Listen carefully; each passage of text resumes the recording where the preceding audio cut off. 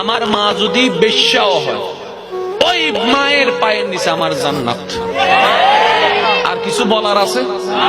আর কিছু বলার আছে? এবার জগৎ বলবে তোর মা তো বেশ্যা, আপনি বলবেন তোর কাছে হতে পারে, আমার কাছে আমার মা আমার জান্নাত।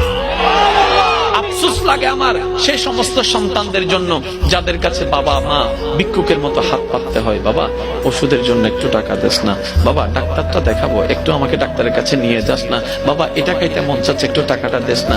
আফসোস লাগে আমার সেই সন্তানদের জন্য যারা সেই জায়গার মধ্যে মা বাবাকে ধিক্কার জানায়, মা বাবাকে বকা দেয়, মা বাবাকে আঘাত দেয়, মা বাবাকে ঘর থেকে বের করে দেয়। ভাই তুমি মা বাবাকে বের করে দাও নাই, তুমি তোমার জান্নাতের রাস্তাটাই বন্ধ করে দিয়েছো, জান্নাতের রাস্তায় বন্ধ করে দিয়েছো। জানো মাটাকে এই মায়ের বাবার যদি একটু মনটা খুশি হয়, জান্নাতে যাওয়ার 10,000 কোটি বছরের রাস্তাও যদি হয়, রব তোমার জন্য সেটা একদিনের রাস্তা বানাই দিবে।